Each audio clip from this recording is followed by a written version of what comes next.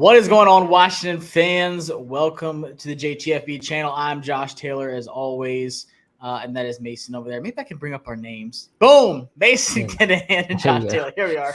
As you can tell, we are both at the Senior Bowl. We're both super burnt. I don't know. I mean, dude, look how red I am. Hands, I just got some aloe literally on the way back. Too. Yeah, dude, like crazy burnt. This is a new. So, whoops, I kind of messed up. So as y'all can tell, this is not the usual setup. We are in hotels, Airbnbs, whatever, making things work. So bear with us. This is on the road life. As y'all know, you've seen a couple of my Bleacher Report streams. Whenever I go back home to Virginia, you got to just make things work. But obviously, we're going to talk about a lot of Senior Bowl prospects for Washington that we both saw today, that we are keeping an eye on throughout the week. And then also, obviously, so let's start with this because some news broke today that we were kind of expecting, but in a different way. We thought that today we would hear some news with the head coaching searches, obviously going on the last 2 days. Washington was supposed to interview Ben Johnson today, and he backs out last minute. You were right there with me. We were both kind of just shocked. Like I was in line trying to get like a water or whatever. And we're both just like, what? Like why? So it settled in for a little bit. What's your thoughts and where you at with it?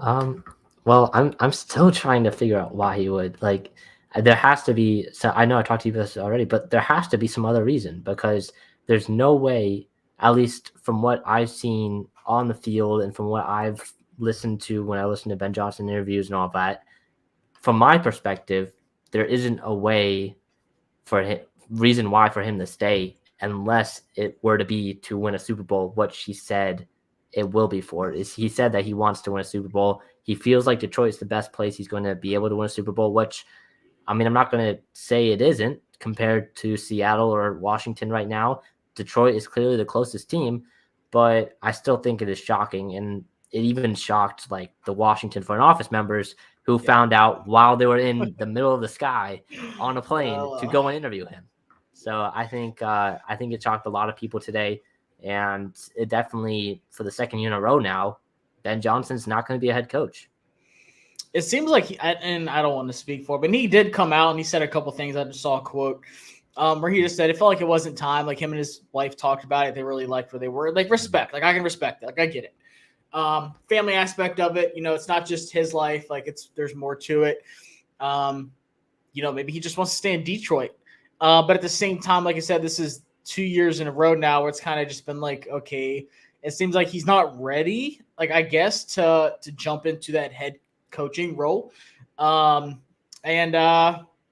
don't know, maybe next year, but it's not going to be this year. And the thing I was talking to you about at practice was if this doesn't work out, are fans going to, have some kind of backlash with, okay, you waited this long and, in the process, and then now you're at the point where it's Mike Macdonald or bust, essentially.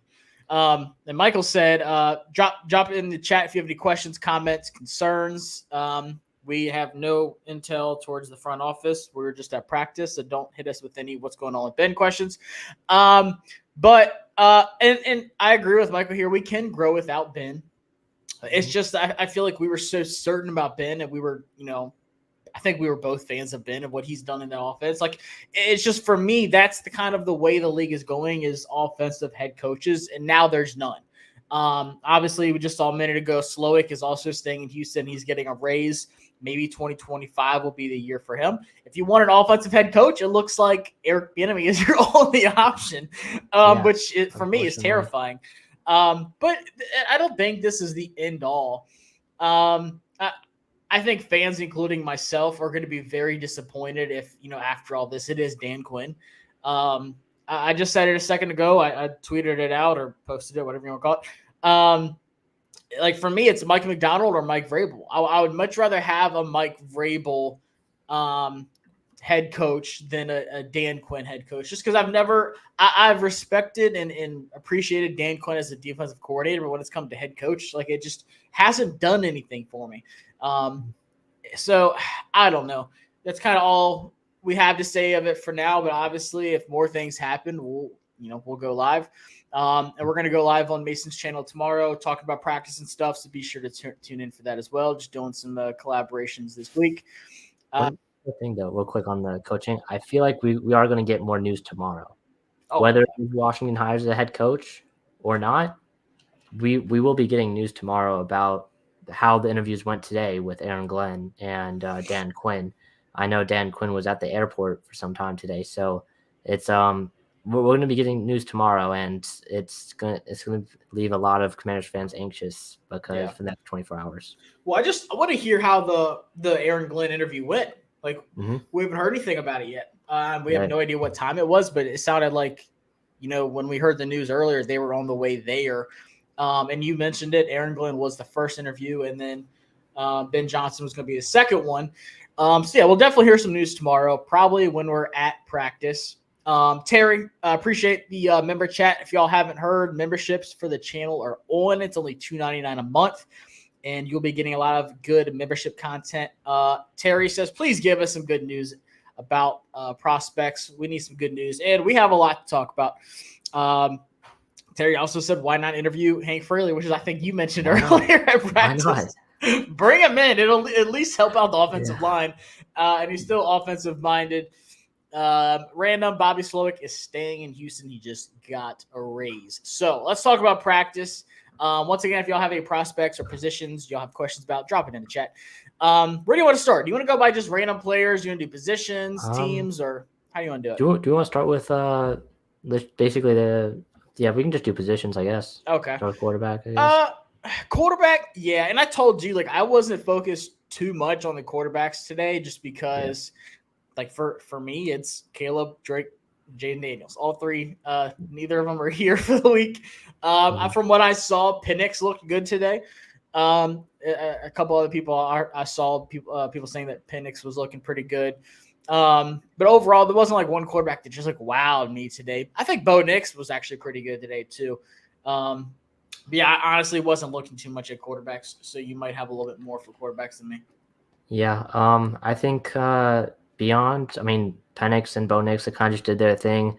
It's going to take a little bit, I think. Again, these are all new receivers they're throwing to. They've never thrown to these receivers before. It's these coaches, they've never talked with these coaches before, probably before this week or before last week.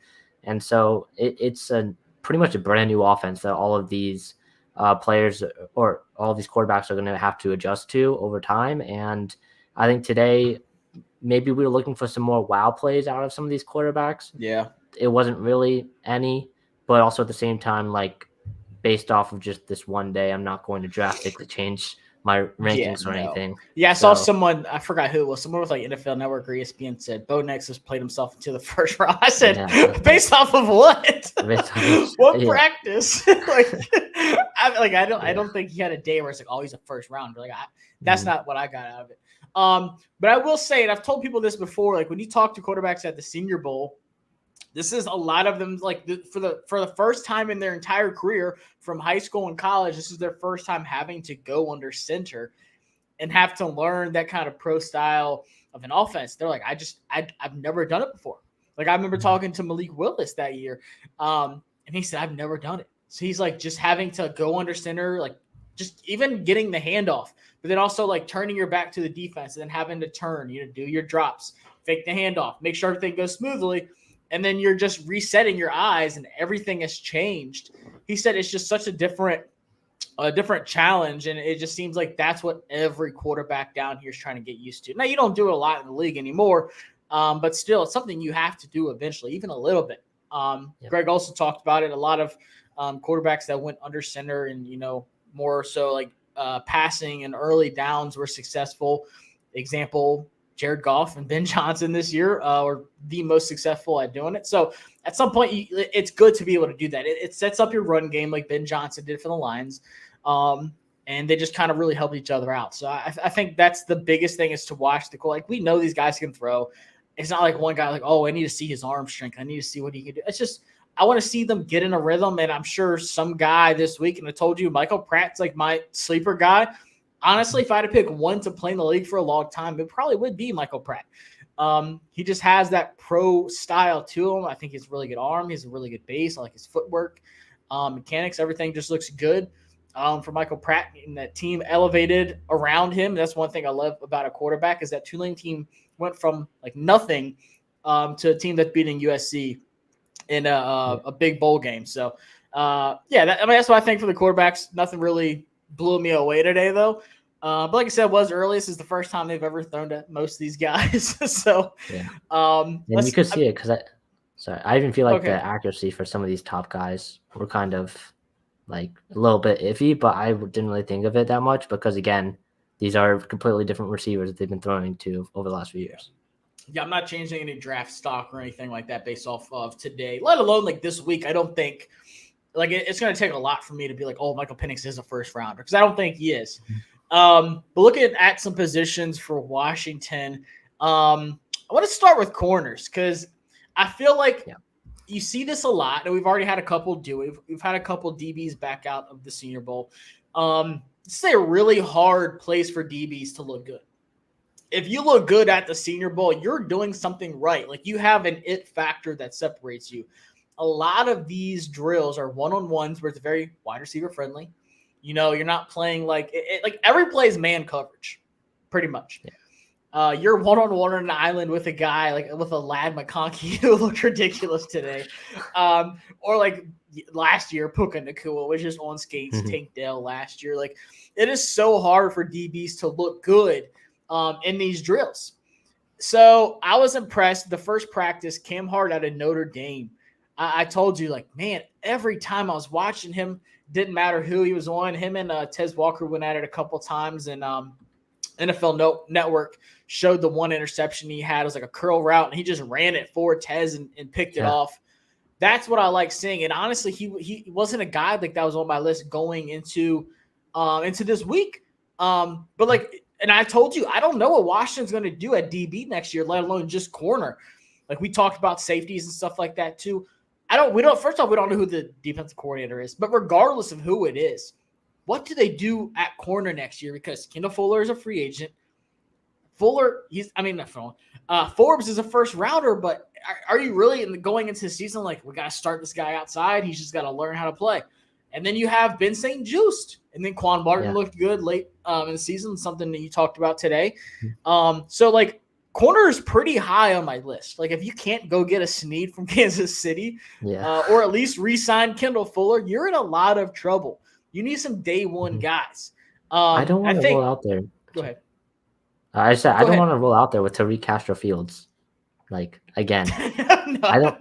I don't need it. And he's a Penn State guy, I'm rolling him out of everything except special teams. Yeah. But today Cam is a guy, projection wise, I haven't really looked like I said, today was like my first real look at him. Usually when I'm watching Notre Dame, I'm watching Ben Morrison, who's just a beast, by the way. But from what I like just seeing like other people have him as like a third rounder, because this is a really, really good wide receiver class, offensive line class, corner class. But Cam is a guy that I'm going to go back and watch tomorrow. And that's the thing I like about these practices is someone jumps out at you because I was like, all right, Cam, like I've seen a couple good reps where he's just running the routes for the receivers. Like I'm going to go back and watch this guy tomorrow and be like, okay, this is one of my dudes. And I put out a graphic a minute ago. Quinyon Mitchell is as advertised. He's a first round. He's a first round corner. He's a first round corner. Yeah. I mean, in any draft, he's a first round corner. Let alone this draft where you have the Kool-Aid, the Terrion Arnold, the Coopers. Like this is a loaded corner class, which is what excites me. And I said this, and it kind of was a hint towards this position group and a couple others, but Washington has some elite talent on the board there at that high second round. Now, I think this is my prediction. I think Quinyon Mitchell is a guy that's going to go to like Buffalo late in the first. Probably. I love that fit for him. But I'm telling you, there's some guys that are going to sneak into that second round. Who are some corners that stood out to you today besides Quinyon, obviously? Quinyon Mitchell definitely played well. Pass breakups like all day. Yeah. John Dixon was kind of up and down. I'm kind of going through this. Like some of the guys I was really excited to see, the Josh Newton and Kalen Carson, they just didn't show up. Yeah, Mike But Sandersville, Michigan backed yeah, out. Mike Sandersville. I think Kalen King had a solid performance. I know that one clip like kind of went viral with him against Tez Walker at the end of practice. Yeah, But but once beyond again, that, like that's such a hard rep. yeah, It's just a yeah, you in an and open field with a wide receiver. Like, yeah, good I think it was luck. funny too. Like they let Tez Walker pick which corner he wanted to go up against at the end of the practice. He chose That's Kalen King, crazy. and he beat him Yeah. twice. So So I want to yeah. see how Kalen bounces back. I mean, last year I do. Mm-hmm. he was a first rounder. Yeah. And then going this season, it's not even like I feel like, and I talked to him afterwards. He said he felt like the season went okay. Because like I said, going into the draft, or I mean, going into the season, he was pretty much like corner one. Yeah, he was the best corner in the draft. Like between him and Kool-Aid, they were both like super high. But he said I feel like the season went okay. He's like, I feel like it definitely could have been better. I feel like anytime you're gonna see Marvin Harrison Jr., it's gonna kind of offset your season a little bit. But like just going back in the tape, and he was elevated to like the guy, and it was a bunch of youngins behind him. Johnny Dixon's been on there for a little bit, but like the Cam Miller, the Kevin Winstons, the Wheaton, another safety at Penn State. It's just he was like the guy now. He was elevated to be like the head guy, like the Joey Porter Jr. this season. So once again, I don't think he had a bad season. Kalen Carson's another guy I really wanted to see that backed out. I'm trying to think of some of the DBs. Malik Mustafa, I think impressed me out of Wake Forest. He played pretty well. Max Melton was solid. Yeah. Harry Jackson. Going back and watching tapes that people put out, and I'm kind of sick to my stomach that I missed these, but there was a lot of big plays actually by Cam Kinchins where he was doing some pass breakups and stuff like that. On drills, probably when I moved over to go watch offensive line.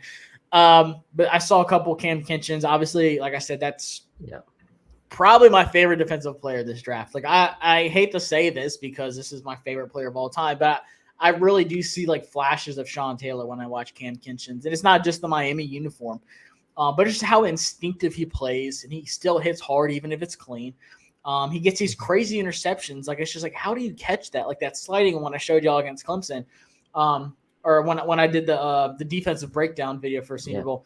It's just he makes crazy plays. And, we talked about corner, but also safety for Washington.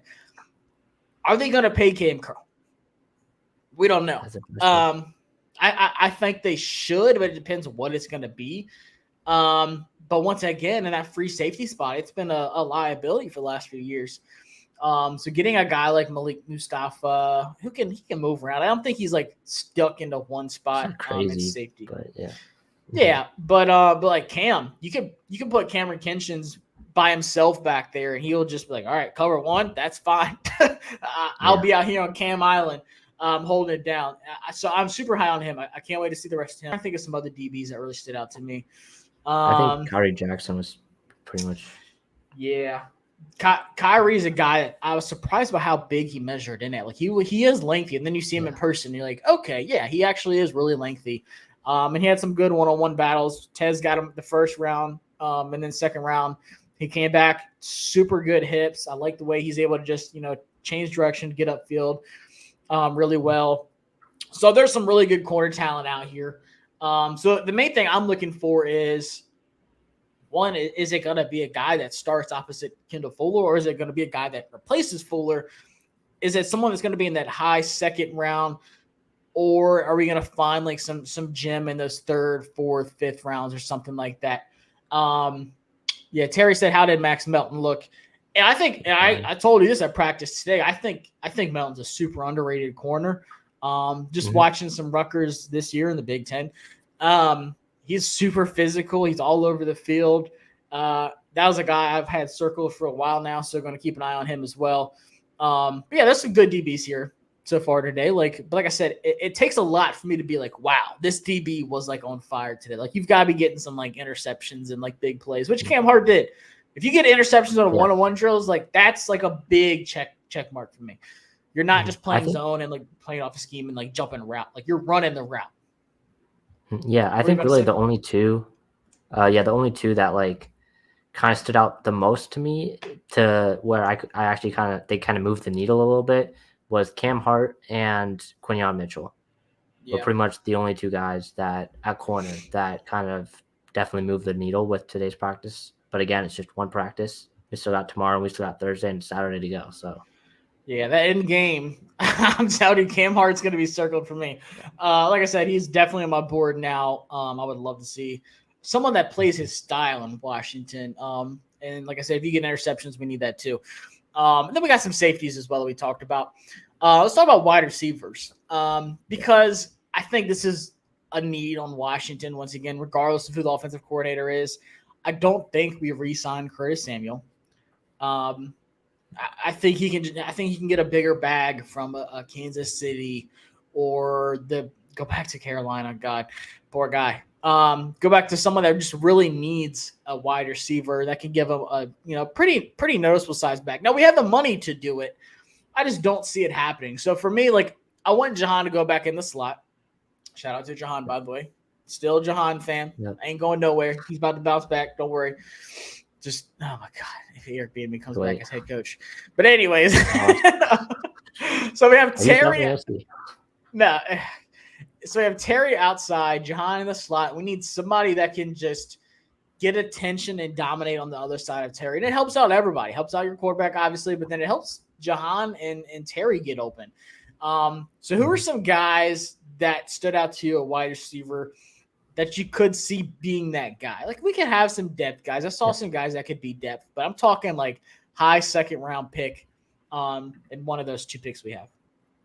I think Xavier Legette. He didn't have the craziest of practices today, but I think especially over the season, just watching him, he plays bigger than he is. I thought he was 6'3". The entire scouting world thought. Dude, literally, I thought he was like 6'4". He was listed at 6'3" on the South Carolina website. He's not 6'3". He's 6'1". And that was a little bit underwhelming. His hands were pretty tiny, a little bit underwhelming.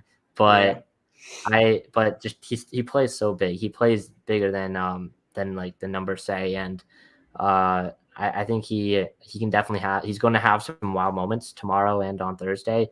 Again, none of these wide receivers really had incredible wow moments today.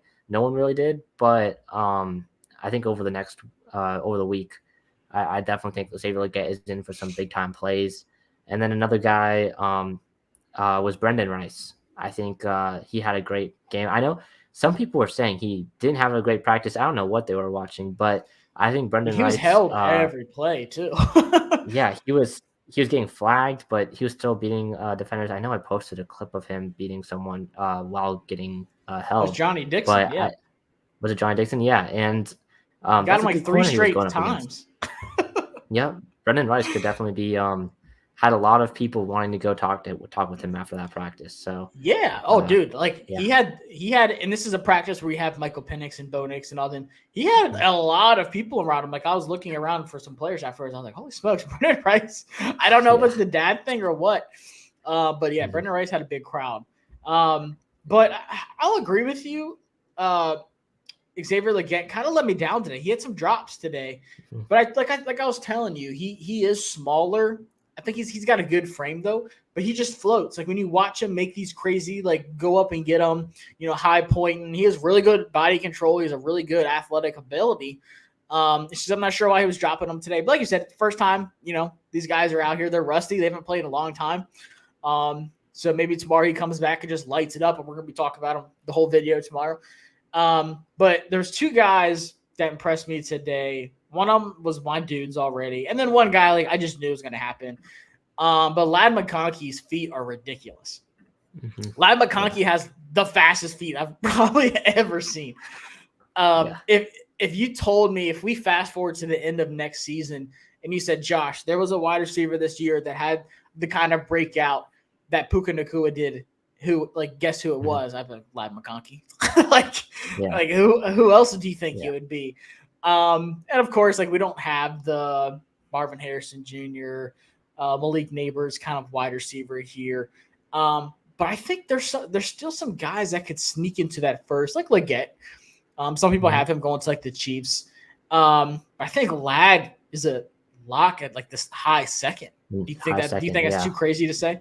No. I think Ladd, especially his route running ability, his footwork and everything, he's definitely a Ridiculous. second. Yeah. He had a good performance. Some other guys that I was looking at, Jamari Thrash had a pretty solid performance. Yeah. Malachi Corley was kind of up and down. But I like what I saw out of Roman Wilson too, out of Michigan. Oh, dude, Roman Wilson, Um, he was open a lot today. he had the He had biggest a play lot of big today. catches. Yeah, that was like a Yeah, little post split route two across the safeties. middle. Yeah, split two Um, safeties. Yeah.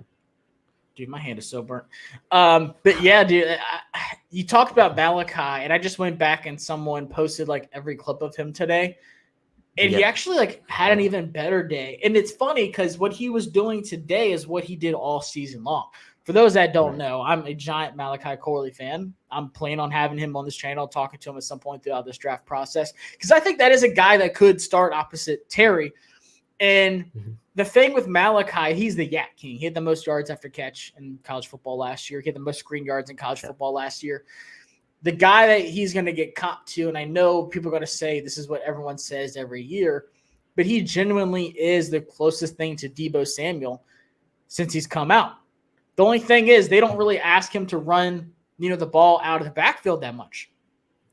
But when you turn on Western Kentucky tape, it's like screens or like these slants, or it's like these short plays, and he's just breaking like 3 or 4 tackles and taking it to the crib. And you're like, well, no, duh, he led in Yak. Like, this guy's ridiculous. Like, he has really good contact balance. He's super hard to get down. He's a thick build. He's what, 5'11"? Yeah. But he's a thicker build. So I'm like, that low center of gravity, like when he catches things, like he has really good feet. He lowers his body weight, like when he's getting into his breaks and stuff like that. But what I saw today was a couple where he's catching it. He's catching like right outside of his break, and he's trying to get that separation against certain DBs. But it's what I've seen all season long. Like, there was nothing today that surprised me. I knew he was a dog. So that's a guy I'm watching closely the rest of the week too. I'm a big Malachi guy. I think he'd be phenomenal at the second level. You talked about Jamari. That's a guy that can take the top off. I've been on the Jamari train all season. I forgot who they played week 1. And I was like, who's this Jamari Thrash guy? He just went off. There was so many games where he had like 150 yards, like almost 200 yards in the game, and just took over. I think that's a speedster guy that I'm kind of keeping an eye on. I don't think he's a second round. This wide receiver class is just too good. It's just too good. Bryce said, what about Javon Solomon? So I'm glad you brought that up. We'll talk about edges next.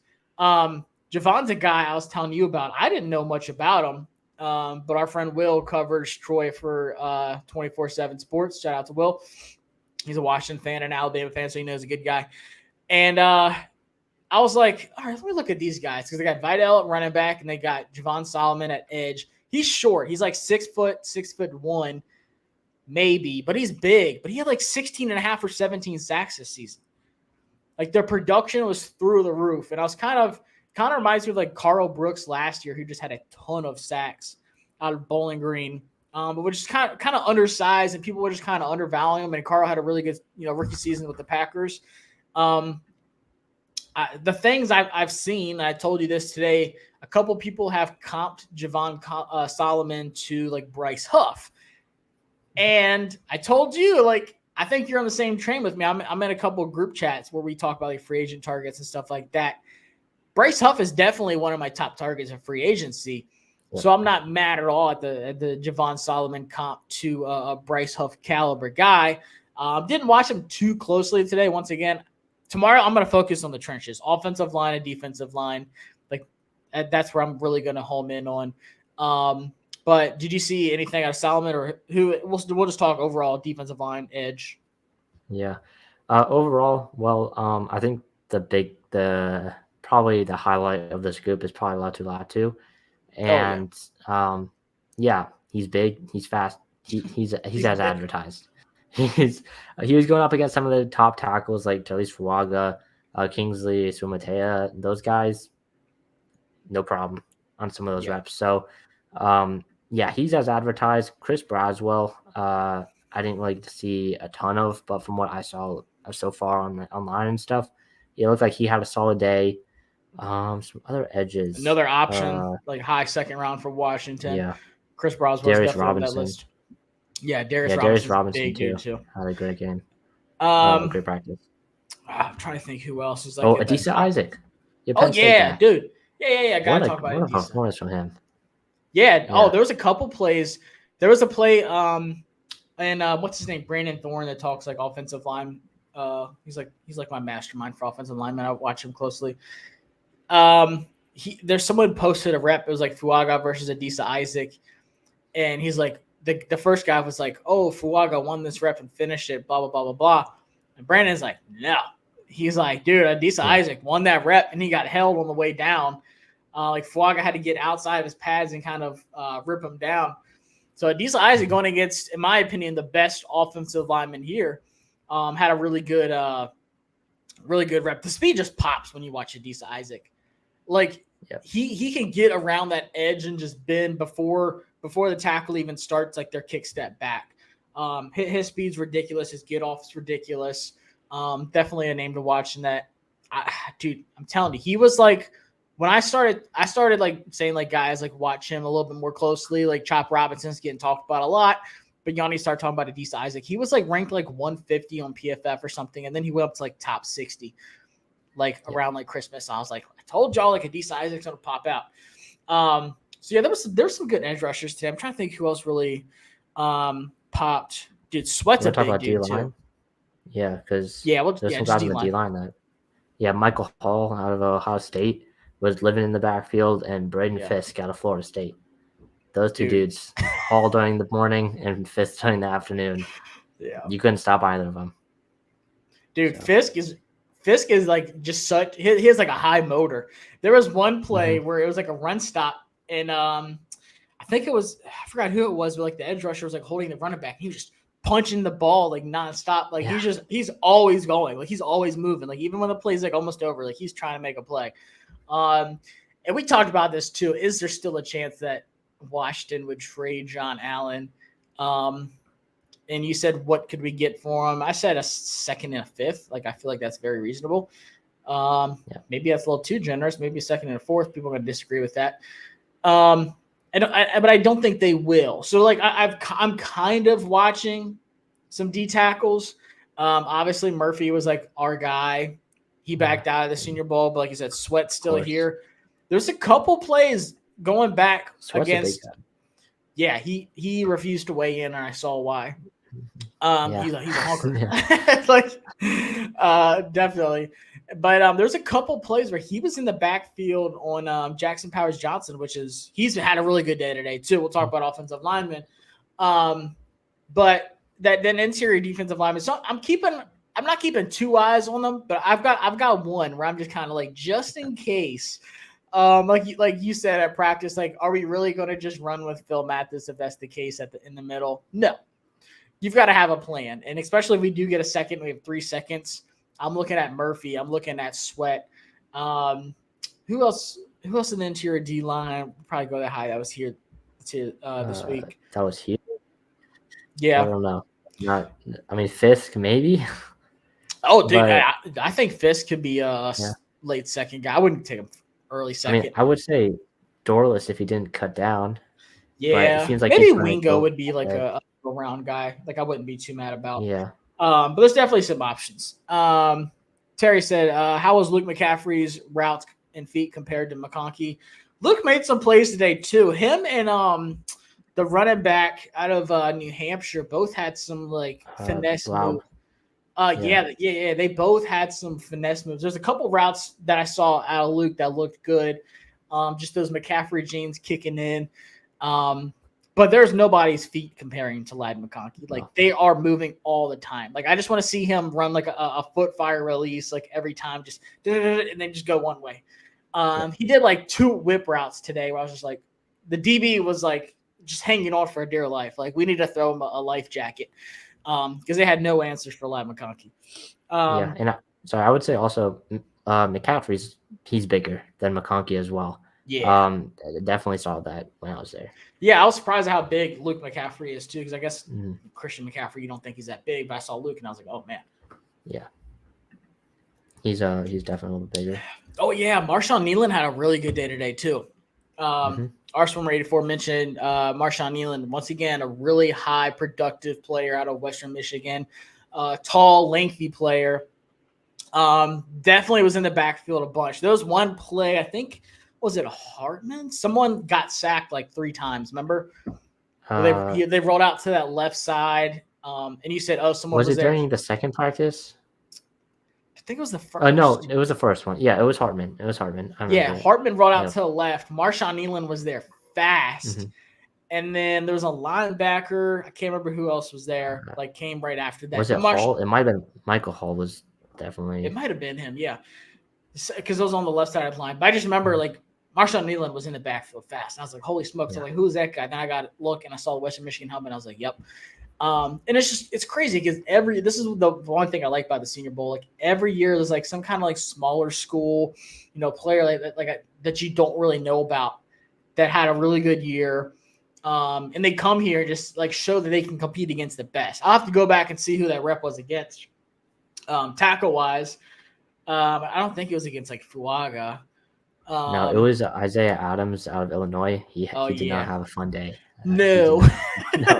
He had his hands full against those edge rushers today. Yeah. But let's talk about offensive line because there's a bunch that I really want to talk about today. You and me both got to talk to some. Yeah. Terry said it usually takes a couple days for linemen, especially OL, to adjust to the speed of edge rushers. Good to revisit. They stand out on day 3. Yeah. So, like, once again, with DBs, it's hard for an offensive lineman in these one-on-one drills where a defensive lineman has no one outside of them. They can kind of do their own thing. They can work on their pass rush and they can spin move. And there's no one there. Like, you don't have any help. So it's kind of like, once again, the tables turn like a DB on a wide receiver in one-on-one drills. You really learn a lot. That's kind of what the one question I was asking afterwards, and you'll probably hear me ask it a lot, is like, when you're in these one-on-one drills, like what are you focusing on? Or like, what do you learn about yourself in those drills? Like, obviously, like you either win or you lose, but like go more in detail on it and like, what do you really see? And, people say like, oh, my hands, or like, where I place my second foot or how fast I can get that second foot out there. It's a really good drill for you to just hone in on your craft, your details, and what you need to do better, because it points out your flaws because you don't have that help. It's you and this one guy. So offensive lineman, obviously a gigantic need for Washington outside of maybe one guy. Yeah. Sam Cosmi, who's our blue chip offensive lineman. Thank God we got him. Finished on PFF as a top 7 guard, not just right guard, but overall guard in the NFL, by the way. Super underrated. I think you'll hear more about him next year. But who's some offensive linemen that really stuck out to you today? Okay. Well, here, I'll name a few, and then you can name a few because there's a lot. I would say, yeah. So I'll just say the main guy, Talise Fuaga. He's going to be a top 10, top 15 pick. Top 15. He's going to be, after Fashanu and all, he's going to be that third guy off the board in terms of offensive line. Patrick Paul is massive. He had a solid performance. And then third guy, there's a couple. Yeah, I'll take one of your guys, Javon Foster. Yeah. Out of Missouri. But yeah, all 3 of those guys had impressive performances, impressive days. I'm excited to see what's next for them, especially during 11-on-11s for Foster and Paul, because the American team definitely did a lot more 11-11s than the national team. But for those 2 guys, the big dudes, they were moving out in space too, and they seemed fine. So, yeah, Washington should definitely target both of those guys, whether it be in the second round for Paul or maybe a little bit later on for Foster if he falls that far. I think Washington should definitely have those 2 in mind.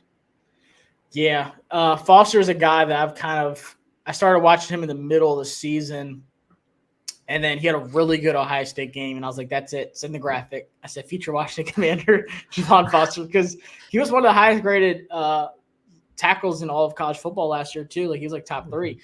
And it's not even just like true pass protection, reps. It's also in the run, which is super important. Like, people undervalue like run protection. I think that's what Fuaga is so good at. He's such a good mover, dude.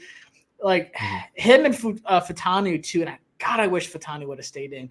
They're both like, anytime you're doing like any kind of like counter, like any outside run play, those guys can just boot, scoot, and boogie and get up and just clear the way. And I love that. Like, it's not like a Mekhi Becton where it's like, good luck moving 3 yards, or like a big, or like, no, these guys are good, but like DeJuan Jones, where it's just a big guy where it's like, okay, use your length and your size and just set the edge. That's all you're really doing. And protect the quarterback. Like, I love an athletic guy. I think you're starting to see it more in the NFL too. Especially Penei Sewell, who did a great job. I hate talking about. He can go out there. He's like a tight end. I know. I feel like we just keep talking about our ex, Ben Johnson, so much. Yeah. But Penei Sewell is one of those guys who's a phenomenal mover, and I think that's one reason why I do have Olu Fashanu as my number one. Joe Alt is not fast enough to do that, I don't think. And he's not like a Mekhi Becton size. I just don't think his feet are that fast. But I think Joe Alt's still an amazing left tackle. I am glad that you said that Fashanu is going to be taken after them, because I agree with you. I don't think there's anyone even close that would take that 3 spot away from Fashanu. Dude, he's got to go top 10. I mean, a lot of people have 6 or 7 linemen taken in the first round. That's a lot. When you think about this quarterback class, wide receiver class, corner class, the edge rushing group, like that's what excites me about this second round so much, is somebody's going to be there because of how loaded that top, I'll say first 2 rounds, that top 60 really is. But I think Fashanu day one flashed. He's going to be this year's Darnell Wright. And I love Darnell Wright last year. I was super high on Darnell, and I've been on the Fuaga train all season. He's gonna make someone happy. If the team that needs him the most is the 49ers, I think he'd fit phenomenal, like be a great fit there. But there's no way he's lasting that long. He's going top 10. Yeah, he's going top 10. Gosh, I'm trying to think who would snag him. But outside of him, you said my guy Javon Foster. There's 2 underrated guys today. Christian Haynes, right guard out of UConn, had a really good day today too. Strong, powerful dude, great anchor, great base, like doesn't get moved back much. I came away impressed by him. There's always some random UConn player that just phenomenal. Travis Jones is that guy in the past. UConn's putting out some dudes. UConn's on the map. UConn's not just a basketball school anymore. And then Christian Jones out of Texas is another one that a lot of people were talking about. I saw a couple people sending out some tweets like Christian Jones had a really good day against some top pass rushers. There's a couple things he needs to work on, but the upside's like absolutely there. Oh, dude, there's 2 guys we didn't talk about. Tyler Guyton, by the way. Dude, I think he's going round 1. Oh, yeah. Dude, if he's there, that first, second round pick for us, dude, I don't care who's on the board. Yeah. I mean, unless we sign some big-time right tackle. Mm-hmm. Yeah, but he Wiley, might be my OT4. pack it up, son. Pack it up. Yeah. OT4, that's kind of high. Man, yeah, OT4 would be crazy. But, yeah, if he's somewhere there in that second round, you've got to do it. But, yeah, he had some elite reps today. Like, when you see the Draft Network guys, the PFF guys, like drooling over somebody, they're taking all these videos and they're trying to do like one-on-one interviews with them. Like, that's how you know they had a good day. And that was pretty much like Tyler Guyton. Like, PFF guys are just sending out clips of Tyler Guyton all day long. Gosh, who's the other one I just had in my mind? We said Patrick Paul a little bit. But yeah, we both talked to Patrick afterwards. He said he hasn't talked to Washington yet. Yeah, he's dude. And honestly, him and Chris are so similar. Like, just soft-spoken, like humble dudes. But I love that because it's like, but we're offensive linemen and we're going to do like the dirty job. It's not like, oh, I'm a corner. Like, I'm, a nice guy. Or like, I'm going to play wide receiver. Now it's like, I'm an offensive lineman. Like, they got that dog in them. I'm trying to think who else stood out offensive line. JPJ. Yeah. Oh, yeah. JPJ was the best center here. Obviously, Zach Frazier still hurt. Coming back from that. And Prawn didn't go. What's going on, Radar? What's going on, Merle? Merle, I wanted to give you some props, Merle, because you told me to watch somebody today, and he looked good. You put him on the map. Brandon Coleman, guard for TCU. There was one offensive lineman for TCU that I saw because they have that crazy helmet. Yeah, I think it was him. I mean, I'm looking at the roster now. I'm pretty sure. Yeah, Brandon Coleman was one guy. I seen had a couple good reps when I moved down to watch like the second practice. I think he's on the second team. But Merle talked about another guy from TCU, and that was the tight end Wiley. That dude had a lot of big plays today too. Not just blocking, he had some really good catches. I was watching Ben Sinnott all day, saw him afterwards. I was just in awe. And he had some good blocking reps. There's a couple of plays he dropped some balls. I'm not gonna lie. Yeah. But it's okay. It's day one. He's gonna bounce back, and then he's gonna look like Gronk tomorrow. So I'm here for it. But there was a couple plays he got pass rushed. One time by Broswell. It was like on one of the last drills, and he held his own. It was a run play, held it as long as he could, and then the run went up to the left side. So he had a good day today, but Wiley just kept sticking out because they're on the same team. I'm like, all right, I'm waiting for Ben Sinnott, but let me see what this guy Wiley's got because bro told me to keep an eye on him, and sure enough, I forgot what game it was this year. Maybe it was Colorado. He had a crazy catch, and then last year he flashed a little bit too. But definitely going to look up some more Wiley out of TCU stuff. Kingsley, I think he had a back and he had some really good reps, but then also like He's him and Latu. Yeah. What are you gonna do? Dude, and Latu's frame is like he's literally built like a Lego, like a buff Lego. Like he's like a perfect square. Like he's not lacking anything. Like he's defined. Like he's lengthy, he's defined, he's strong, he's fast. Like Latu, if his medicals check out, will definitely be the first pass rusher taken off the board, I think. But I think they went on back-to-back drills, and Kingsley actually won the first one, and then Latu won the second one. But the thing about Kingsley is, first off, the thing I noticed, his feet are a little slow. Like I think he needs to work on that a little bit, but that's fixable. But he has such good flexibility from the left and right side of the line. He's played both, like multiple reps on both sides. I don't think this is a stray either. I think he could definitely be an option in the second round. Yeah. Especially with all the linemen that are going to go off the board in the first. Like I said, 7, probably 8. Yeah. Radar said about Jordan Morgan. That's crazy because we were talking about Jordan Morgan at practice. We're like, yo, where is he? He's there. I just completely forgot. Like there's so many players in his first day. It's like Toys R Us syndrome is what I'll call it. Like when you're a kid, you just go in there and you're like, oh man, wow, oh look at this, look at that, like oh I want that.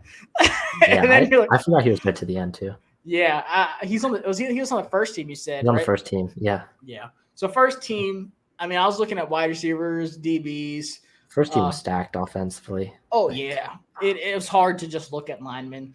Yeah. And like the trench battles going on that side. I feel like the second team's complete opposite. Mm-hmm. Second team's like trenches all day long.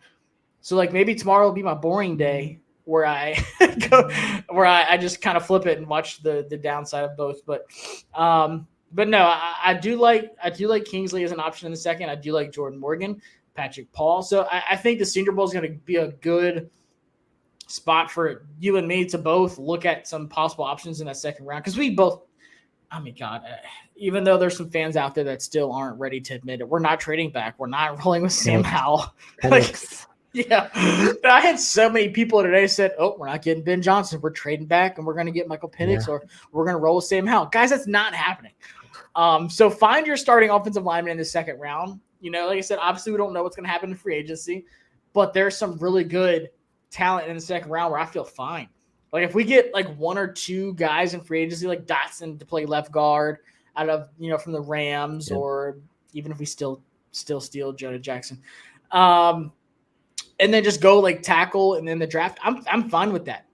Like I think that's fine with me, as long as it's not Wiley next year.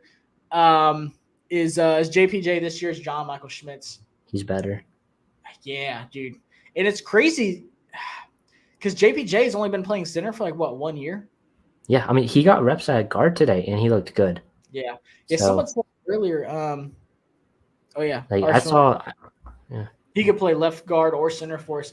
And I'm glad you say that because you look at the Eagles roster, they have 3 centers on their starting offensive line. Yeah. Obviously, Kelsey, starting center. But Dickerson was a starting. Juergens. Yeah, Juergens is one of the top centers in the draft out of, where'd he go? Nebraska? I think he went Nebraska. Like, he was a top 2, top 3 center in the draft. They moved him to right guard. Yep. And then Landon Dickerson went to Alabama, Roll Tide, starting center there. And they moved him to left guard. So, and then you'll see that a lot around the league too. And I think that's the big thing with the Senior Bowl too, is they ask some of these players to move around. So that's a question you'll hear me ask too, is like I asked Javon Foster, like, are they just playing you at tackle? And he said, yeah. So like for me, I get a lot of information out of that. But if you talk to a guy like JPJ, like, hey, they playing you at guard or like strictly just center? He'll say no, like everywhere. It's not a bad thing. It's not also a good thing. It just really depends on the player. But like Javon Foster, I think he's just so good at tackle, like length and everything. Like there's no reason to play him at guard. But also if you see someone like JPJ and he's asked to play 3 different positions, it gives teams a good idea. Like, hey, if you don't need a center, he's still going to be a really good starting left guard for you. I think that inside obviously is completely different than the outside. Merrill said, if Commanders hire Quinn, he's bringing Chip Kelly, so it's Jaden Daniels. So, there's a lot going on in that one. Yeah, I just can't get excited about a Chip Kelly. Like, this isn't 2012. I can't get excited about Chip Kelly or Jaden. Like, that'd be RG3. Like, he'd run triple option all the time. Brendan Rice, this is the guy. We didn't talk a lot about him, but like you said, some people said he had a bad day. I saw a lot of people saying like, oh, he couldn't get separation. Shout out to Big Doug. But Doug said he couldn't get separation. He kind of made some USC fans mad. But he was getting held a lot. The one thing I saw that I liked about him, there's one rep that I put up on X, was it was like the one where he did get held, he's fighting through it, and then just like the late hands. It was like a low, like away from the body kind of catch. So really good catch radius, really good body control. So I like what I saw out of Brendan Rice. Maybe I'm trying to think who else we got. Josh, I think we'll be stuck at the 9-win threshold if it's Quinn. Unfortunate circumstance. Honestly, God, I hope it's not him. If it's Quinn, it's just nothing about that excites me. Like I said earlier, guys, my last 2 is like Mike McDonald, Mike Vrabel. Like, and then after that's a gap. Yeah, there's a gap after that. If it is Quinn, like, it's just nothing really excites me about that. But we've been live for almost an hour, so we can wrap it up. But overall, it was a good day of practice.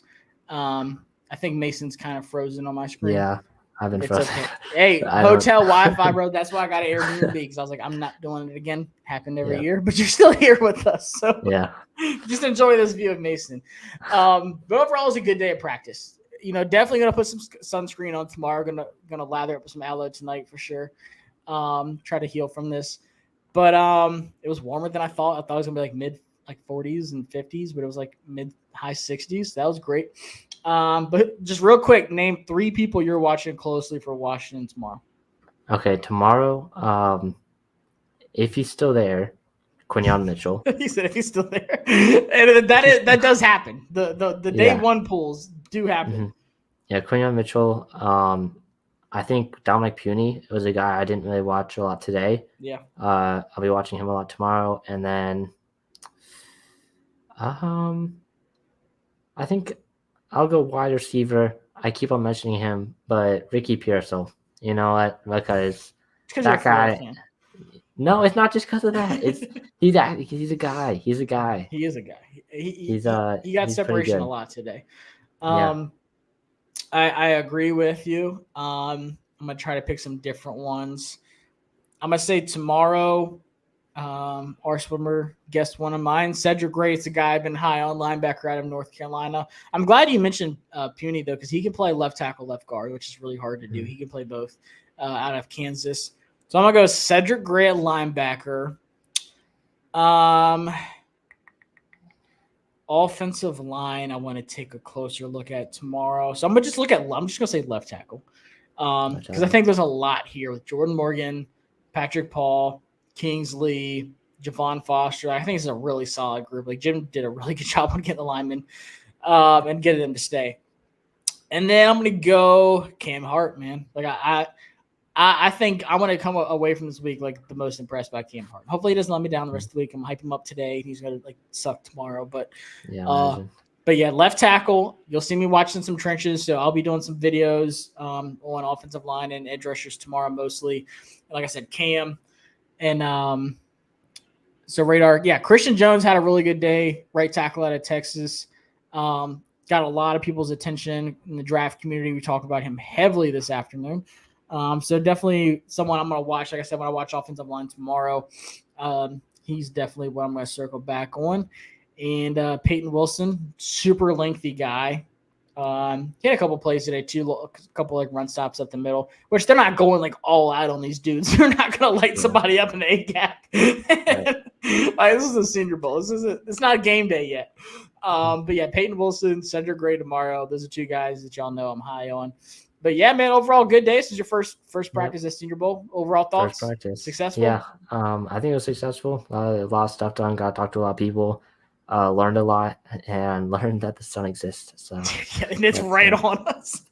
Yeah. But like I said, tomorrow we have practice, and then we have I think right after practice is like a media day kind of thing where we talk to the players even more. So that's usually where I get most of my content from. So I'll do like a good highlight of like all of the interviews and stuff tomorrow, whether it's like on the field or in that room, whichever one we're going to tomorrow, like talk to them, and I'll put it up on here. I'll probably drop it for members first for the first few days, and then I'll release it to everybody else. So once again, sign up for memberships. It's only $2.99 a month. I'll be doing exclusive videos for members. Already got a handful of people chimed in, like Terry and Merle that were on the chat today. Appreciate y'all as always. And we'll be hopping on Mason's channel tomorrow to cook it up and see who was being talked about. So I'm Josh. That's Frozen Mason, and we will. It's still frozen. It's all good. Like I said, we still know you're there, so I'll take it. But yeah, man, we'll see y'all tomorrow. Y'all have a good one. Peace.